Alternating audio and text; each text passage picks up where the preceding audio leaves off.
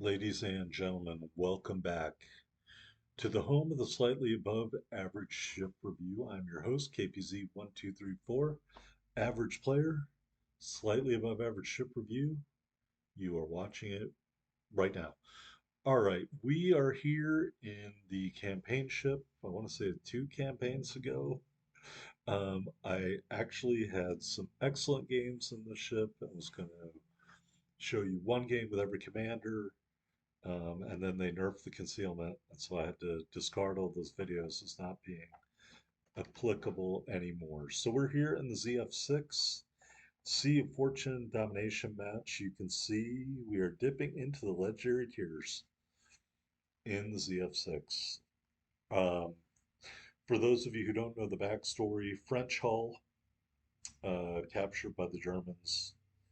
Every time I look at it, it looks like a fishing trawler. Um, You may have noticed something odd. Yes, we are using the base commander for this ship. I like using the base commander for this ship because then you get 2 main battery reload boosters, and I think the ship needs them. I don't believe it has particularly strong DPM without the main battery reload booster because your HE damage is so low. So even though you have a good reload, you're not going to be doing a ton of damage.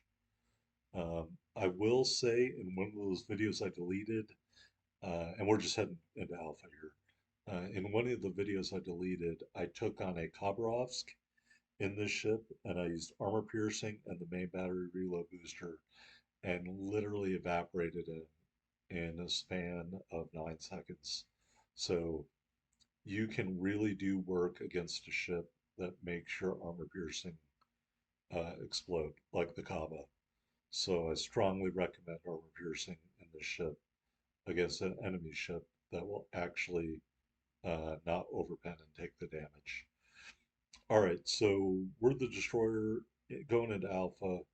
Primary job in a domination match is to capture and hold the cap circles. Enemy battleship out there, and we're just turning to make sure we don't end up receiving torpedoes right away. Positioning myself to run away if necessary, because as you can see, I've been scarred by the amount of times that my teammates don't back me up in a cap circle. So we got a Conqueror out here and a Grosser Kurfürst. And that Grosser Kurfürst is having a bad day. And we're just going to chill out and get this cap. And we do launch one set of torpedoes. And I'm glad I did that then because I didn't know if this destroyer was going to come over and get in the way. As you can see, the spread of the torpedoes, the farther away you get, it's got a big gap in the middle. And that Grosser Curver is probably going to slide right through that gap and not take any damage. All right, so we captured Alpha. I'm getting out of there. We do get a solo cap. And as you can see, that other destroyer torped out into the gap. And we do get one torpedo strike on the Grosser Curve first out of sheer luck. I will take it. We are going to. Are we going to torp again? We're detected on radar. I'm going to shoot my guns because he's very close to death, and also because we were radared, and I didn't think the torpedoes would be a legitimate firing of them at the time. Although, looking at it now, I probably should have because we probably would have gotten a torpedo strike. So the Amato finishes them off. Missed opportunity there on my part. I just thought I should hold the torpedoes and maybe we'd catch them on fire or something like that. All right, so we got 2 out of the 3 cap circles. I do not know what's going on in Bravo. The Bismarck out here, cruiser behind the island. There is the enemy Friesland. Pure gunboat, light him up. Um, and getting my ship broadside. We are out of his detectability right now. So I'm going to torp into the mist. This is how you beat a Friesland in the ZF-6. Not by using the main battery reload booster. Oh no. Nope. You just shoot some torpedoes at him. I have no idea. I don't think he has his sonar active. A whole raft of torpedoes went through that cloud, so I don't know if he dodged those or what. But right there, one, two, three, four torpedo strikes. Good night, Cleveland. Good night, Friesland. And we will move into Bravo and take Bravo. All right, so that's what I see. It looks like a fishing boat. All right, Kututsov out here. Obviously, we've got about 35 seconds for torpedo reload. And at that point, he'd be behind the island, as you can see by the indicator. So I'm just hoping my teammates see him and shoot at him. Another destroyer on the map there, the outline, so I don't know where that guy's at. I'm going to move into the Friesland smoke cloud and just try to prepare myself for this other destroyer. I want to say, I think it's the Shimakaze. And we're counting down the seconds on this cap circle.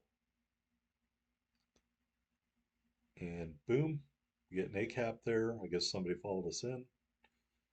So I don't understand the solo caps and the A caps anymore. There have been times where I'm in the circle, like the first one.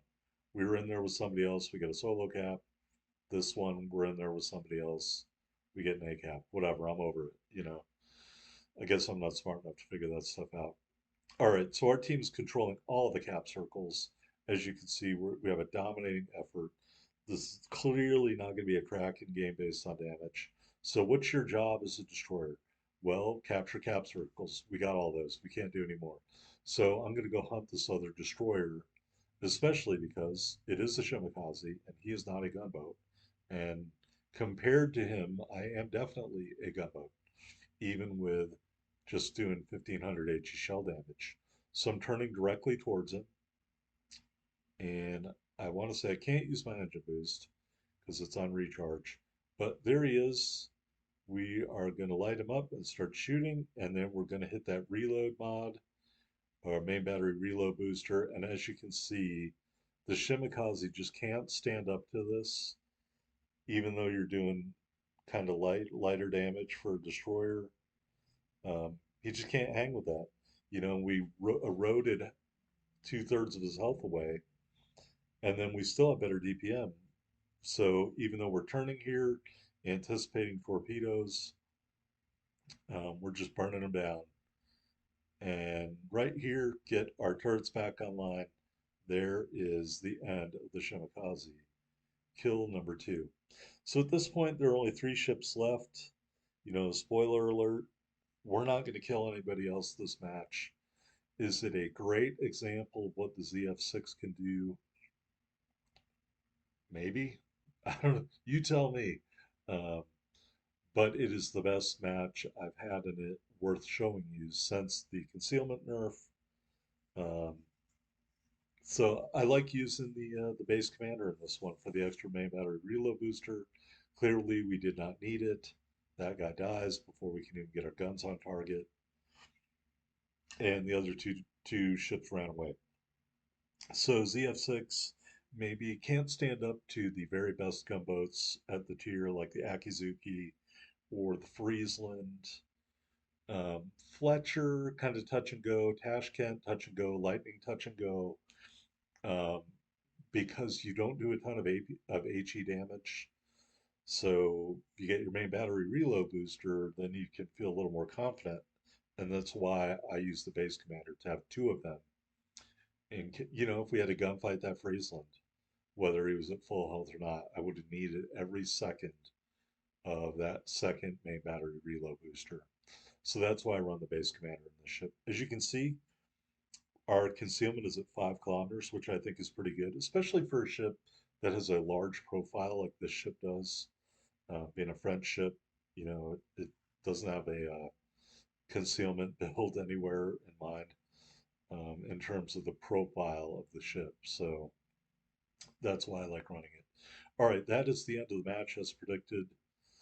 Just 48,000 damage, 5 torpedo strikes, 2 kills, 1 solo cap, 1 A cap, 415,000 silver, 7127 ship XP and commander XP.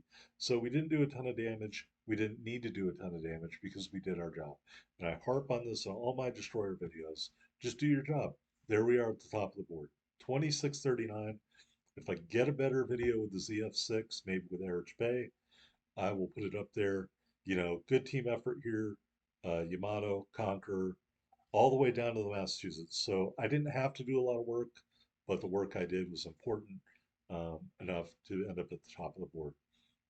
All right, let's look at the upgrades. We went with main battery mod 2, propulsion mod 2, concealment system mod 1, and main battery mod 3.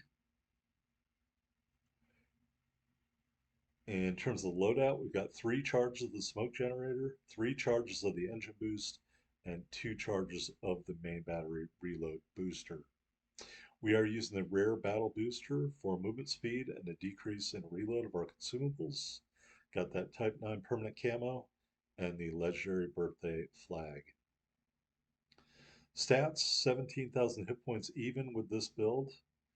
We've got 3 individual 128s and 1 twin 128, 10.8 kilometer range, 3.7 second reload, 18-second turn time. HE shells do 1450 damage with a 6% fire chance. The AP shells do 2950 damage. So 5 barrels, that's a gunboat. Reload gunboat. They just don't do a ton of damage. 2 quad launchers reload in 90 seconds. 8-kilometer range, 75 notch, which is nice. The torpedoes do 18,400 damage each, and detectability 1,800 meters. AA defense, I think this is pretty good. Those singular 128s do count as secondary AA, or dual purpose AA, pardon me. Maneuverability, not fast, 37.1 knots with the speed boost flag. Rudder shift is pretty good at 3.8 seconds. And concealment, 5 even on the surface, 2.9 from the air, 2.6 when firing in smoke. Taking a look at our commander, legendary level or level 12, legendary level 2, Ryan Hardshear, base trait, you know, reduces the fire chance. Swirsky and Bay, also a minimal damage count reload time reduction for the base trait. We've got no fly zone in row number 1.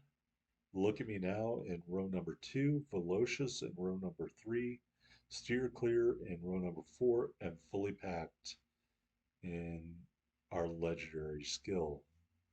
So that is the ZF-6. I hope you enjoyed this look at it. Sorry it's so late. Again, nothing I can do about the nerf.